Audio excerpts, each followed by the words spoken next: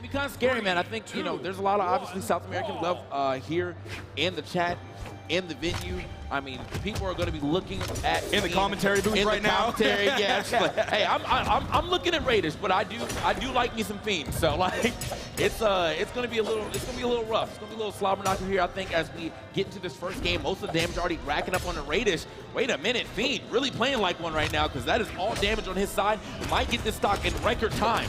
And we're also, so close. TK, how did he not get hit by that? That was incredible from Fiend. He does get hit by that side signature. Oh, he almost picks that one off the top. Raydish putting pedal to the metal. Fiend gonna avoid that one. Somehow he's able to spot dodge through that as well. I can't even get to the point I was trying to say. These two are going so fast. Fiend gets the first stock. Before, with Kaina, we were on Fortress of Lions. Now, of course, Fiend's unrelenting play style. Where else would we go but Brawlhaven? Absolutely. He's like, I'm trying to get these stocks fast, quick, fast, and in a hurry. But like, you saw the way that he was able to like kind of turn this thing around. Raydish actually was kind of getting bodied right there at the very beginning, the amount of damage he took, and then he delivered it right back. Wasn't able to get the stock yet, but he's right at the door of one with the neutral light. Doesn't matter where you're at on this stage. It's small Brawlhaven. We're getting some stocks. That was a little bit bold for Fiend to attempt the landing with the side air. Landing on the ground, hitting that side air right before, rather than trying to land with a weapon toss or anything like that. That was really an easy punish for Raydish because Qatar's side air really doesn't have that much range on it. You're really only using that in the air. It's not like landing with a Blaster's side air or a Lance side air or anything like that in terms of range. Are you saying he put himself like right into punish range right there for dropping that side air? Oh, okay. Also, I'm gonna have to say, Fiend's dodges right now definitely on point. I might have to check his coding, man. I feel like he has just a little extra frames on his dodges right now, so on his invincibility, but he's looking good. Not looking so great right now. Oh, does avoid the weapon toss. Oh, can't avoid it all. The Shoryuken coming through. I mean, he already forced the air dodge too, so therefore, yeah, that was pretty much calculated. That's Raydish taking the lead on second stock, a solid lead on second stock, finishing that one off with the gauntlets and guaranteeing himself an orb. This sequence from the damage that he added on second stock to where we are right now, this game is looking like Raydish's. What happened? Raydish turned all the way up. He was on like 8 and now somehow he's on 15. Like he's broken the dial. He's looking absolutely great here at the end of this game. Can't get the second recovery, but had he got it, it would have been it. Fiend can't even touch the ground right now. Finally gets down, but okay, there we go. That's how you get a stock. Lets Raydish swing at him. I know he was looking a little scared right in the corner, but he knew, Raydish wasn't going to pull the trigger on like a dash in. So that was a way to get back to the game. Is it too little, too late though? He's already into the red, and we're on small Brawlhaven. Almost anything should take a stock. Wait, oh.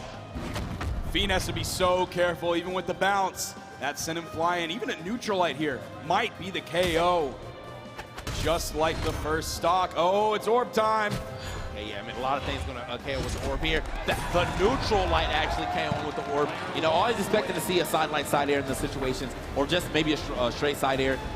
Waited for Fiend to land on top of him, used the neutral light, obviously covered himself, and then got the game. He knows the damage that he had on Fiend, but also that's him using Brawlhaven to his advantage with those side walls. You don't have to go for maybe the more risky side light that you might miss, put yourself in punish territory, string territory for Fiend. Just a simple neutral light defensive get off me tool, and that's going to be the KO option. We saw him do that in the first stock with gauntlets, and now we saw it in the third stock with the orb. Raydish going up 1-0, even though he got that game and was confident. If I was sitting in that seat right now, the back of my mind is playing these flashbacks to the Kaina set previously, saying, oh, I can go up 2-0 and still lose the set. Yep, the set is never over until someone gets that 3, just like the game is never over until someone gets that 3. And, oh, I'm in for a treat. The Fiend Wushang is out. I'm a huge fan of the Wushang. I'm a huge fan of the skin, obviously, but I'm also a huge fan of the Wushang. I feel like when he gets, he's in. He's breaking into a different mode when the Wushang is out. So let's see if he's able to make something happen, swapping over into the gauntlets and the spear pairing. Now we're seeing a similar thing from Fiend that we did from Kaina, swapping on to the legend that we know. Raydish, right out the gate, has the weapon advantage, has his primary weapon, and is gonna push that as far as he possibly can. Man, yeah, I mean, that was a great opening right there for Raydish. Fiend gonna have to slowly bring themselves back into this game, looking for a little bit of a read there with that neutral air after the side light. Man, but it has been the Raydish show for sure. Oh, man, what a weapon tosses. I think he was out of there for sure if he got hit by that. Look, oh! You saw him wait just a little bit. He didn't go for the pure read of sidelight, immediate GC sidelight. He waited, hesitated for just a second. Any possible spot dodge, he might get through that. Dodge to the left, he might get through the iframes of that. Great work from Raydish, showing that on his gauntlets as well. Those have leveled up from Raydish in this game from what we saw previously. Yeah, he has definitely been Mr. Orb for most of the games that I've seen here at BCX. But yeah, sometimes when the gauntlets do come out, he knows exactly what to do with them as well. Fiend is going to get a little gauntlet neutral light, and now trying to put some pressure on the Raydish. Raydish, great evasion right there to get past both of those recoveries. Now actually has the stage control, but not for long. Ooh, Raydish, he's able to come back. You saw, I believe, a side air coming out from Fiend. Oh, the spacing that Raydish has this game has just leveled up so much. Fiend on one of his major comfort legends. The range should be helping him here, but it seems like Raydish is actually under-spacing everything. He's inside that effective range. He's in that zone where there's no hitboxes. Fiend, can he pull something out, though, to get back into this game? He's already taking a lot of damage, and that's going to be the stock. Small Brawlhaven not working in his favor at all right now, as he is playing against, again, still a very, very high force legend. We are looking at, Fiend just trying to make something happen for himself. He's got, I'd say, decent damage here onto Raydish, but I mean, you've seen the way that Raydish is able to rack up the damage off of one dodge read, so, you know, he's really got to be careful for, honestly, the rest of this game. He's got to start putting some things together, which he's not been able to do just yet. There we go. Actually put a little three-piece. Like to see it. I feel like other than the very beginning of this set, that's the one moment where I'm looking at this game. You take away the F-I-E above Fiend's name, and I'm like, that's Fiend. Yep. That's the Fiend that I know. He's bringing this back. Still a little bit at a damage deficit. I believe there's a 50 damage difference as Raydish is spawning back in. Raydish actually started up something, but it did get interrupted right there. Probably this. Oh! Fiend looking for a lot right there with the down sig, not able to find it, but hey, he's fought himself back into this game. Does avoid the Shoryuken there. Okay. Watch himself though. Raydish is definitely willing to throw that out, and despite that being kind of an anti-air, you do scoot pretty far forward, so it does cover a lot of space in front of you as well. Swapping over, Fiend at the weapon disadvantage, which normally wouldn't be, based on everything we've seen from Fiend in the past, but it seemed like Raydish has his number. Oh, that one's gonna hit! I believe that's the third one he's thrown out, and you know that they say the third time is the charm. Raydish with a finish to that game, but again, the back of his mind, TK, I've already gone up 2-0 and lost the set. Yep. You're against a legend of South America, but not just South America, the entire Brawlhalla history. Yeah, man. And honestly, the walls on Small Brawlhaven are not that small, but they're small enough that, like, he literally covered like a good 55–60% of that just with that alone. But it's just the threat of everything else he can do. Jump off, reverse dare, jump off, ground pound. It's like there's so many things that he can do right there that you have to be aware of each option. And because of that, end up running directly into that sig. That was it. So we find ourselves, TK, in an interesting spot here. I was expecting a swap over to the Hattori. Last game was close, so I'm not saying this is a misstep from Fiend. I'm saying I just expected a swap over to the Hattori, but no, you can see it right on your screen in, I don't even know how many pixels are on that screen. That thing is big, ladies and gentlemen. Coming in with the Reno Wushang. Shouts out to Rivals of Aether, and we're on Apocalypse. It feels like the Apocalypse for Fiend right now. Yeah, because, look, he's definitely the Doombringer. I will say that. Raydish right now is definitely being the Doombringer in this set. He has been able to shrink so many things together. Both of his weapons looking good. My man is still sweating. He's dead. He's dead.